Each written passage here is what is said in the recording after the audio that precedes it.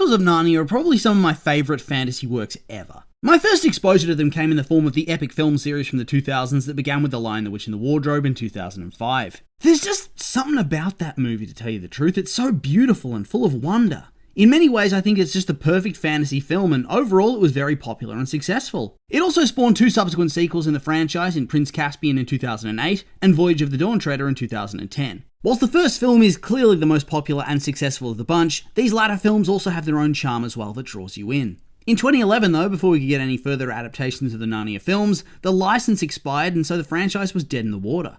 This is how things remained for quite a long time. There'd be rumours every couple of years that they might be bringing things back once again and rebooting the franchise, but that's all it was, just rumours. There was never anything really concrete about it, and no certainty that the franchise would ever get a reboot or continuation of any kind. It could just be finished and would have to deal with that. At least that was until 2018, when it was announced that Netflix had signed a multi-year deal to make Narnia films. Even with that confirmation though, everything went dark in regards to the franchise not long after that. And it wouldn't be until 3 years later that we finally got an idea of where this is all going to be leading. It was announced that Greta Gerwig was going to be helming the first 2 installments of the franchise, and of course, the initial belief would be that it'd be starting with the most famous film, The Lion, the Witch and the Wardrobe. However, it seems they're going chronologically, because the announced film for release in November 2026 is actually The Magician's Nephew, which is chronologically the first film in the Narnia saga, even if it wasn't the first written. I suppose she's going to be doing the saga of the White Witch, and then perhaps they're going to hand things off to a new director. Even if the film is bad, I have no doubt that it's going to do well in terms of viewership and that they're going to continue that franchise afterwards. Anyway, my first instinct in regards to this was actually excitement. I think that Greta Gerwig is a good director, and all the films I've seen that she's directed have been good. Is this something I would have expected her to make? No, not even close if I'm being honest, but at the same time, I think she can pull it off. Those were my first thoughts, and indeed when some of the casting news came out, I was pretty hyped up with it. We have Emma Mackey as the main antagonist of the film as Jadis the White Witch. We get to see her origin story here, which I'm rather excited by. I always found her part in the book to be absolutely creepy and unhinged, and Emma Mackey's a pretty good actress from the things I've seen her in. I think this is a good fit and good casting. Daniel Craig's awesome, I like Carey Mulligan's work, and hey, the child actors are child actors. I've never heard of them, and I think there's a good chance that they could be good in their roles. That's all you can ask for. What could go wrong? Get hyped! Then I started hearing things and reading things that started to get me a bit on edge, and this kind of annoys me because, you know what I can't stand? People that spend all their time being salty online and doom-saying everything that comes out simply for the sake of it. I think there's always room for certain changes when it comes to making an adaptation. Think of the Lord of the Rings trilogy. If you actually do go ahead and read the source material, you'll find a wealth of differences. However, what the film does is pick and choose which elements are good to use in a cinematic context and which won't work and goes from there. Does every single change, reduction, or addition work? Probably not. But enough do that the trilogy is held up as the gold standard of fantasy filmmaking. They went out of their way to make it a really well put together trilogy, and I think that's mostly what you should hope for when it comes to making an adaptation. To keep to the spirit, if not the content. I mean, even back then there was a hater brigade that raged and wept salty tears at the slightest, most insignificant changes. I don't have them on hand, but I have seen a wealth of old forum posts from 1999 and 2000 as the films were being shot, and then also in 2001 before the release of The Fellowship of the Ring, and they at times could be so delusional, and they were mostly wrong about everything they were saying, i.e. the films would fail due to this change or that change, and in the end, they crawled back into their basements never to be heard of again. I often shake my head at some of the people that seemingly appear in this day and age to rage at the most innocuous things, except now their voices feel a lot louder and a lot stronger. I never really felt like embracing the hate too much, at least until something's actually released, but I tell you what, the Narnia franchise has rapidly started to make me feel a little bit uneasy about some of the creative choices that are being made, or are rumoured to have been made. Before we go any further than this, I will say we're dealing with some pretty hefty spoilers, so if you care about that, after all, the books are 70 years old now, then it's time to click away. But yes, it's time to talk about my fears and issues. It all started out with the rumoured casting for Aslan, Meryl Streep. Man, I don't want to sound like a Debbie Downer or some sort of raging meninist manosphere dweeb, but come on now, Aslan's a dude. A male lion. How are you going to follow up Liam Neeson like this? I suppose you could make the argument that you can't follow up Liam Neeson's Aslan, and so you shouldn't bother. That you should be taking it in a completely new and fresh direction, otherwise the comparisons are too much. I would argue though that no matter who you cast, including Meryl Streep, they will never escape those points of comparison. And it makes no sense to me. And on top of that, isn't this character actually explicitly meant to be Jesus? I don't mean allegorically either, or serving as some sort of reference. According to the author himself, the character is meant to be Jesus. A suppositional, fictional version of Jesus who chose to incarnate in this alternate world and sacrifice himself and guide it. He's the son of the emperor across the sea, so the father from Christian theology. He is the Lion of Judah, the king of beasts. He's sacrificed on the stone table to save Edmund from the weight of his choices and sins, and then he returns after his death to usher in a new era for Narnia. At the end of the saga, in the last battle, the majority of the lead characters that you got to know throughout the series, including pretty much all the Pevensey children, the Professor, Eustace and Jill, all die horribly in a train accident and they end up in Aslan's country. Aslan's country is explicitly said to be where you go after you die, i.e. it's heaven, the afterlife, what have you. I'm not a religious person really, however, would you make a change like this to a character from a different religion? At least in the context of a Hollywood blockbuster? I don't think you would, to tell you the truth, so why is something like this considered acceptable? I don't mean to be a white knight or anything like that, but it does feel like a picking and choosing of what's sacrosanct and what's not. It just doesn't seem right to me, but maybe I'm looking into things too much. I will also acknowledge that probably a big part of my negative reaction to this is being guided by my nostalgia goggles, and I make absolutely no apologies for that.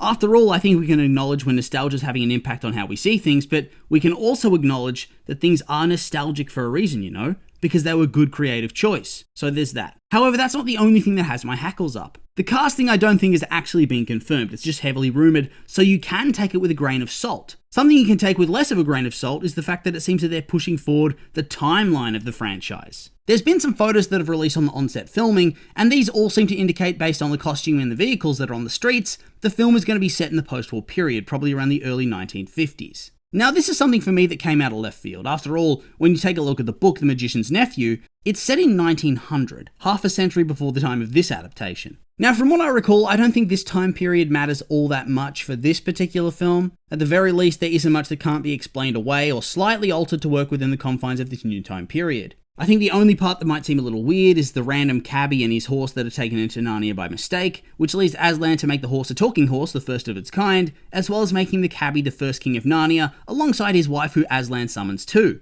I think the old-style horse and cab died off pretty rapidly once cars became the norm, and Wikipedia tells me the last horse-drawn cab license in London was relinquished in 1947.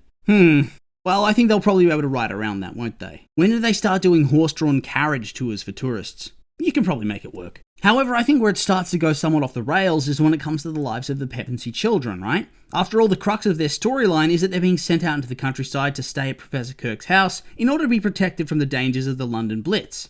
I know it doesn't get much overt mention in the books, but I do think the context of that matters quite a lot to the story. I feel in a lot of ways Narnia represents a feeling of hope in a dangerous time for the children. When they're feeling lost and alone with their mother in London and their father away at war, they're given this chance to live a life in Narnia and change and grow as people, whilst also helping to throw off the oppression the folk of Narnia are facing. By doing so, it makes them strong enough to face the perils and fear of their own time. However, I do think it significantly changes things when you move forward the timeline. Like I said, perhaps not for the first installment, but it does impact the second and beyond, because there's a significant time jump between The Magician's Nephew and The Lion, the Witch and the Wardrobe, which in the book takes place in 1940. So we have it taking place exactly 40 years on, when the Professor's now in his 50s. However, let's now transplant the children into this new era, right? If The Magician's Nephew set in the early 1950s in this adaptation, then suddenly we're pushing forward 40 more years. And what era is this? It seems to be the early 1990s. It seems like such a massive jump and honestly a bit of a shock. And part of me wonders if they've done this for marketing reasons. Yes, everybody loves a period piece and getting to see characters dressed up in more old-fashioned clothing. It's a lot of fun.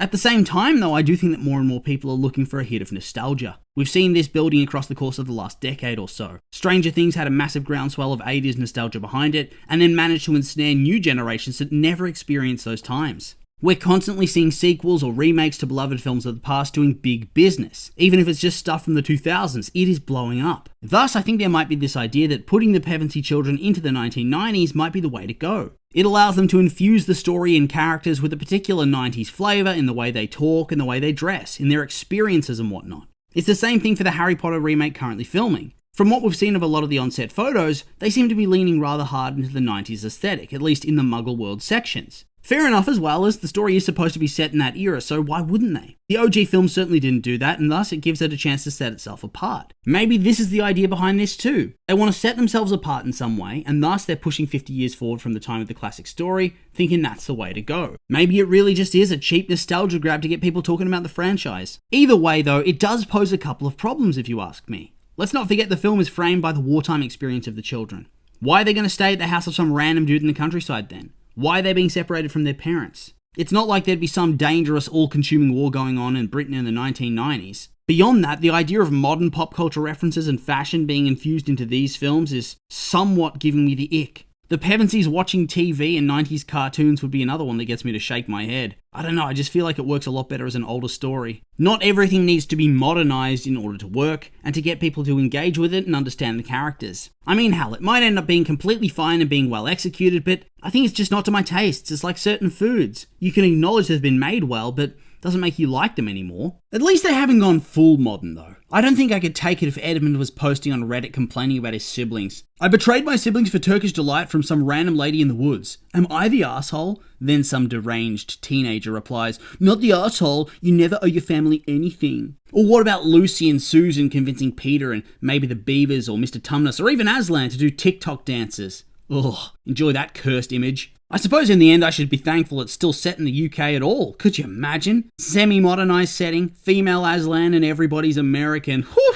I suppose that's what I'll have to do to rationalize things. Tell myself that in the end, everything could always be a little bit worse, but for a childhood favorite like this, I'm not sure that even that will manage to make me feel better about anything at all, or if I'll have to simply be in deep denial for all my days. Hoping for the best is all I can do at this point, and so with all that being said, these have simply been my opinions, and now I'd like to hear yours. What do you think of all the potential changes to the Narnia franchise that might come about? Do you think they're going to end up being for the best, or is it a disaster waiting to happen? I'm curious for your thoughts, so make sure to like, comment, and subscribe, and let me know.